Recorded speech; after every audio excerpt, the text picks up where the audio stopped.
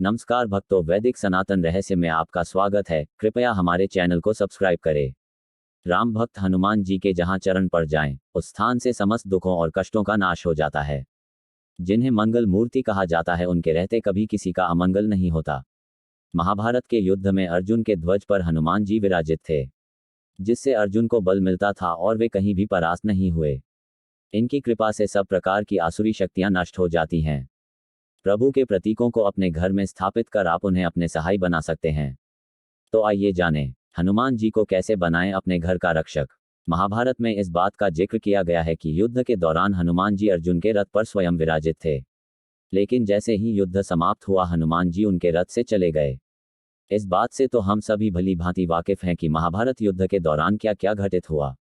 लेकिन शायद ही आपको इस बात की जानकारी हो कि अर्जुन के रथ पर से महावीर हनुमान के जाने के बाद क्या हुआ। आइए आपको बताते हैं उसके बाद की संपूर्ण घटना। महाभारत के अनुसार कहा जाता है कि जब पांडव सेना ने कौरव सेना का विनाश कर दिया, तब अर्जुन से भगवान श्री कृष्ण ने कहा कि वो पहले रथ से उतरे और उसके बाद वो स्वयं उतरे। जैसे ही भगवान श्री कृष्ण रथ से उतरे, हनुमान जी भी वहां से उठ गए और देखते ही देखते अर्जुन का रथ जल उठा, जलकर राख हो गया। ऐसे में अर्जुन काफी अचंभित हुए और उन्होंने श्री कृष्ण से इसका कारण जानना चाहा। तब भगवान कृष्ण ने बताया कि ये रथ तो दिव्यास्त्रों के वार से बहुत पहले ही जल गया था। चूंकि मैं वहां बैठा था, इस कारण अब तक ये जल नहीं हो पाया था। अब जबकि तुम्हारा काम पूरा हो चुका है, तब मैंने उसे छोड़ दिया, इसलिए अब ये रथ भस्म हो गया। द्रौपदी ने कहा था भीम को कमल लाने के लिए।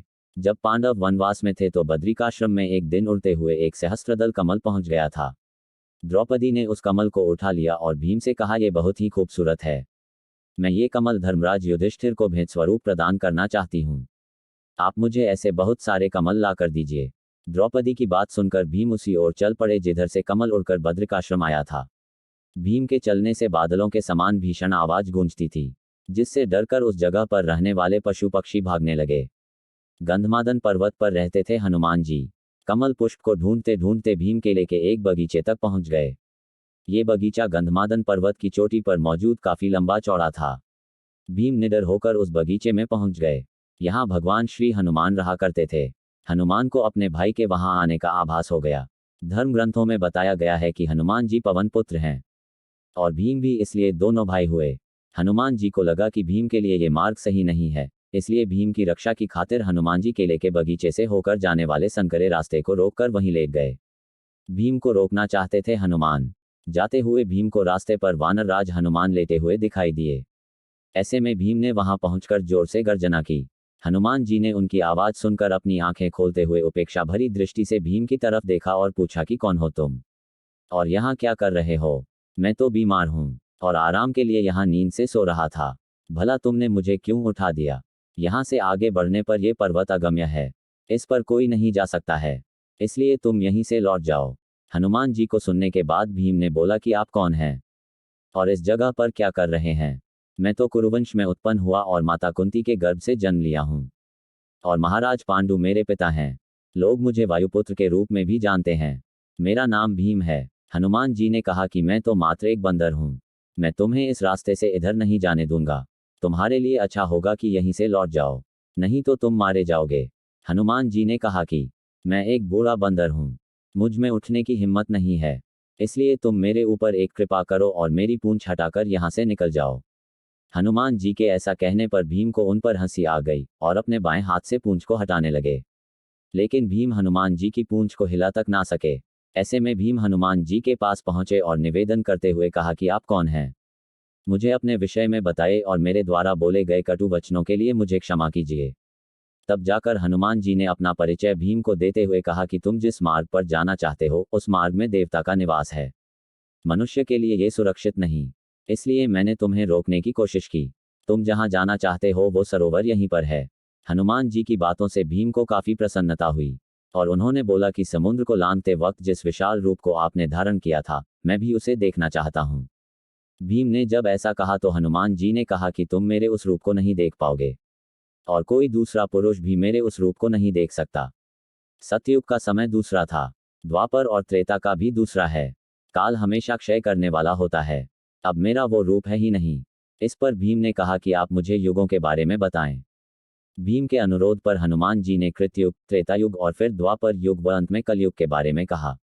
हनुमान जी की बातों से प्रसन्न होते हुए फिर से भीम ने आग्रह किया कि वो अपना विशाल रूप दिखाएं और कहा कि जब तक आप मुझे अपना वो रूप नहीं दिखाएंगे मैं यहाँ से कहीं नहीं जाऊंगा।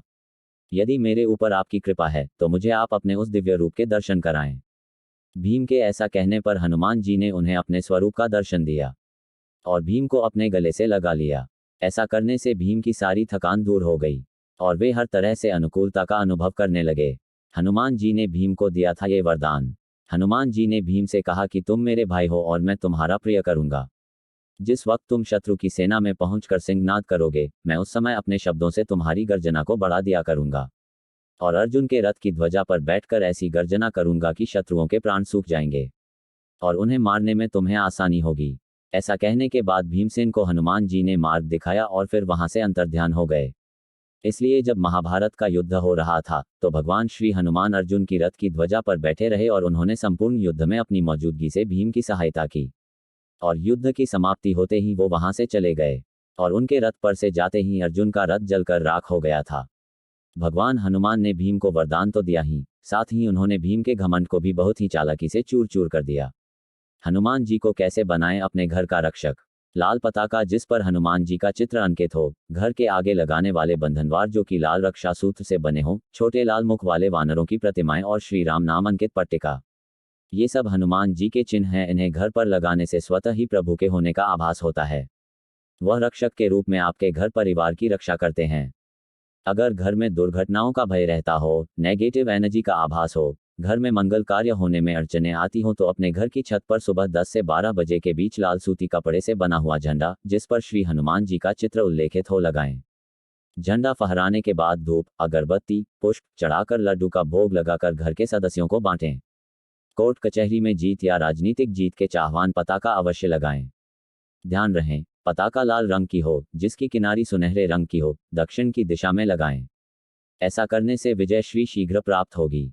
लाल मुख वाले वानरों की मिट्टी की प्रतिमाएं घर के मुख्य द्वार पर रखने से घर में जल्दी अनैतिक लोगों का आगमन नहीं होता, पुलिस नहीं आती, घर की रक्षा स्वयं बजरंगबली करते हैं। पूर्व की दिशा में विजय ध्वज लगाने से सरकारी कामों में सफलता मिलती है। रिश्तों में भी आपकी धाक जमती है।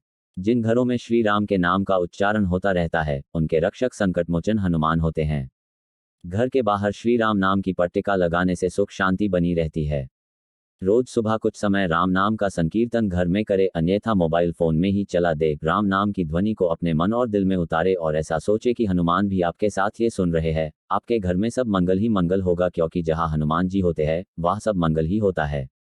वीडियो को लाइक व शेयर करें और हमारे चैनल को सब्सक्राइब करें। धन्यवाद और प्रणाम।